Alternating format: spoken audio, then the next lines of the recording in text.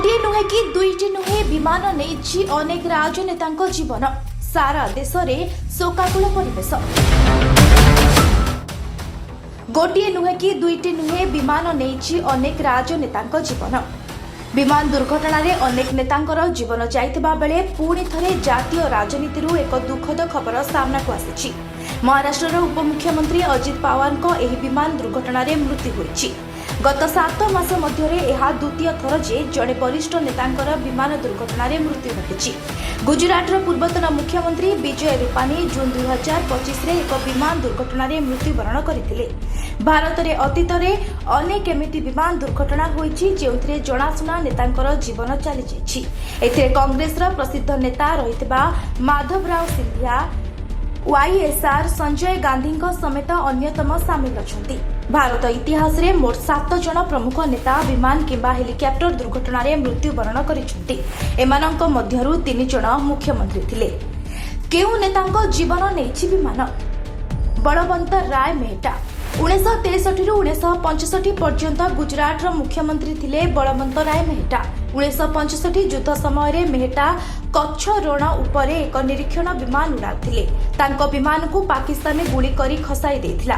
दुर्घटना रे मेहटा तांको पत्नी तांकर 3 जन कर्मचारी जने सांबादिक एवं 2 जनकु सदस्य मृत्यु होइथिला। मेहटा विमान दुर्घटना रे मृत्युवरण करितबा प्रथम प्रमुख राजनेता थिले। संजय गांधी पूर्वतन प्रधानमंत्री इंदिरा गांधी पुओ संजय गांधी 1980 मसीह एक विमान दुर्घटना रे जीवन चली जाइथिला।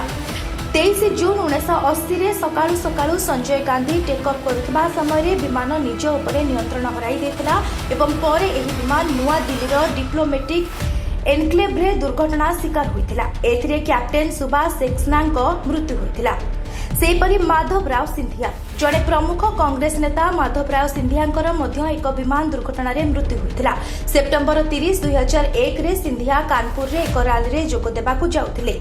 मौनपुरी रे मेटांगा निकट रे तांकर विमान दुर्घटनाग्रस्त होइथिला। सेतेबेले सिंधिया बयस 56 वर्ष थिला। सेपरी जीएमसी बालाजोगी लोकसभार बाचस्पति भाव में कार्य करुवा समय गंती मोहना चंद्र बालाजोगी मृत्यु होइथिला।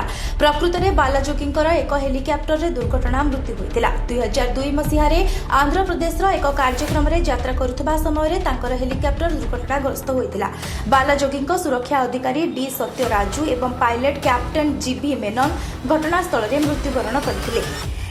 वाई राजशेखर रेड्डी 2009 मसीह आंध्र प्रदेश रे आउ एक दुर्घटना घटिथिला।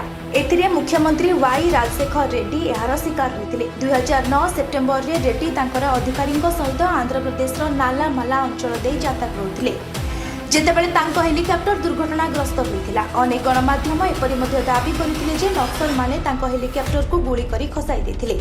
तथापि सरकार सेतेबेले एही दाबी को खारज करि देथिले। दोराजी खंडू अरुणाचल प्रदेश मुख्यमंत्री डरजी खांडू 2011 रे एक विमान दुर्घटना रे प्राण हराइथिले। सेतेबेले चांदू को 56 वर्ष बयस होइथिला। चांद तावांगरू राजधानी ईटानगरु जाउथबा बेले तांको विमान निखोज होई जाइथिला। Bureau report Atarka news.